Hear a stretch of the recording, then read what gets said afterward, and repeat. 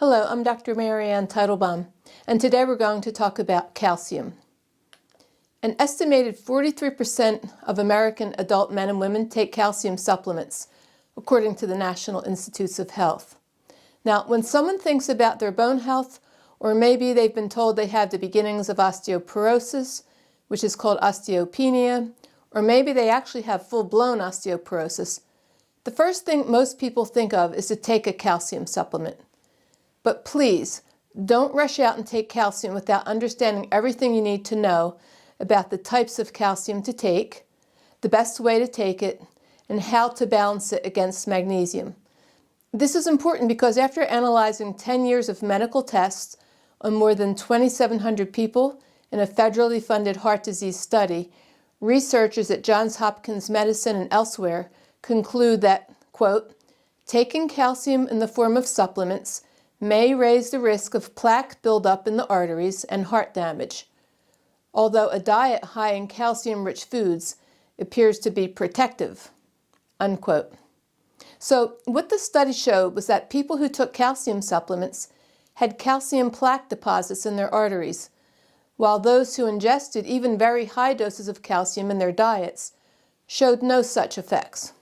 Their arteries were much cleaner with hardly any calcium deposits, causing them to state, quote, there is clearly something different in how the body uses and responds to the calcium found in supplements versus getting the calcium through the diet that makes it riskier. It could be that the body is unable to process the calcium supplements, unquote. So let's take a look at this issue further because this is very important. I remember Vijay Mishra, my Ayurvedic teacher and mentor.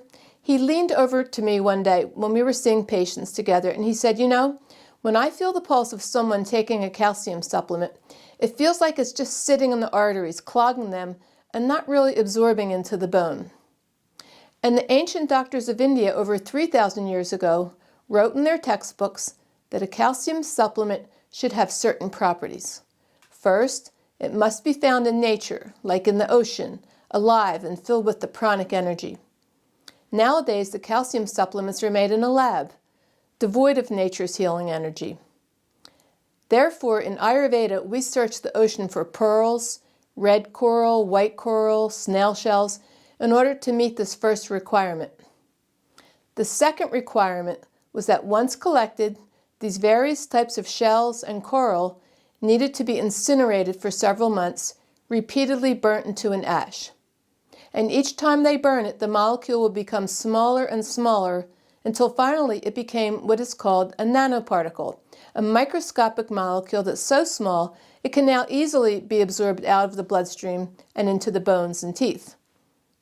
Somehow the ancient doctors knew that the raw, unprocessed calcium molecule was too big to be absorbed into the bloodstream, and they knew all this without microscopes. So part of the issue then is about the type of calcium you take. The resultant ash that is formed when you burn the coral and pearls in this way is called a basma. We recommend basmas of coral calcium, pearl basmas, and a wonderful basma called Praval Panchamrit, which is a mixture of pearls, shells, and coral. Praval means coral, Panch means 5, so 5 types are used, and Amrit means that it's a nectar or an ambrosia. So Praval Panchamrit is used as premier Ayurvedic calcium supplement, readily absorbed out of the bloodstream and into the bones and teeth.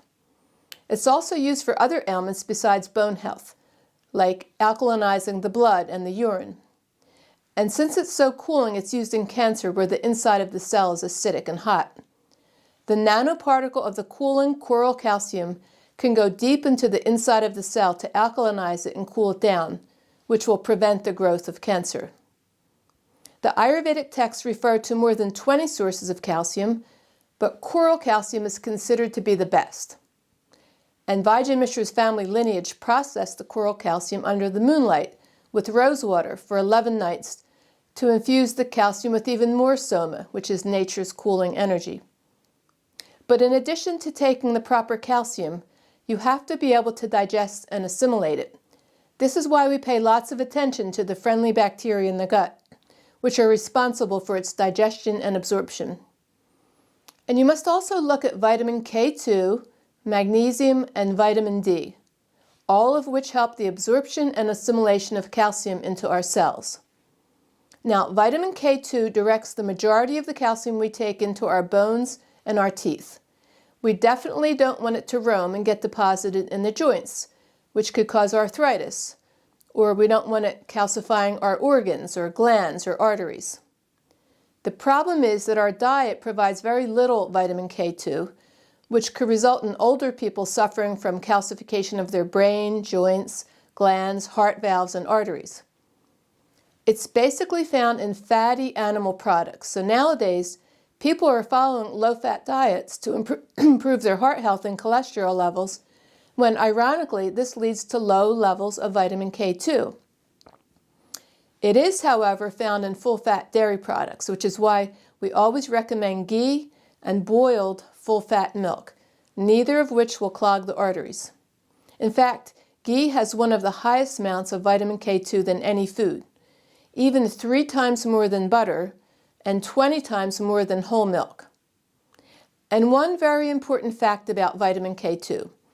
Nearly everyone is taking it as a supplement nowadays along with their vitamin D, since it's so necessary in sending the calcium to where it's needed and keeping it away from areas where it's not needed. However, and this is extremely important, the type of vitamin K2 that we get in supplements is called the MK7 type, not the type we get in food, which is the MK4 type. So MK4 from animal fats like milk, ghee, and butter are quickly absorbed in the body and stored in many, many areas like the brain, the salivary glands, the testes, the sternum, the face, pancreas, the eyes, kidneys, bones, arteries, veins, and other tissues. But unlike MK4, MK7 is not stored in these places. And one study showed that MK7 supplementation, most of the supplements of K2 are MK7, had no effect on bone loss rates. Lots of other research on MK7 versus MK4 states, quote, "The research points strongly to the conclusion that humans need to get their vitamin K2 as MK4 from food sources. After all, we evolved eating vitamin K2, MK4. It's already in the form that the body needs, and we don't need to expend enzymes and energy to convert it. The organs and cells that need vitamin K2 readily absorb and utilize the MK4 form. And finally, MK4 is more efficient than other forms, appearing in food with other synergists and activators that work together to maintain its therapeutic effects. It can't be stressed enough that the type of vitamin K2 that we get in supplements is MK7, not the type we get in food. The best way to get active and efficiently assimilated vitamin K2 is from food," unquote. We also need to factor in magnesium when we think about calcium supplementation. Most everyone is deficient in magnesium due to stress, because the stress hormones released by the adrenal glands flush a lot of the magnesium out of the body. And just about every pharmaceutical depletes magnesium stores. And to make matters worse, the soil is also very depleted in magnesium. We recommend taking magnesium chloride. It's better than the sulfate form found in Epsom salts. And our patients take it through the skin in various magnesium creams, roll-ons, and abhyanga oils, which are oils that are used for a daily oil massage. We also recommend magnesium-rich foods like avocados, cooked spinach, soaked and peeled almonds, cashews, whole grains, seeds, yogurt, and lentils. Adequate levels of magnesium are important for the absorption and metabolism of both calcium and vitamin D. Magnesium converts the vitamin D into its active form so that it can aid calcium absorption. And magnesium keeps calcium dissolved in the blood so that it doesn't deposit into the arteries.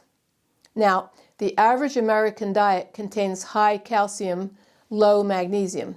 So this fact, combined with taking too much calcium in supplement form and not enough magnesium, can cause some forms of arthritis, kidney stones, and calcification of the arteries, as this excess calcium gets deposited in these areas.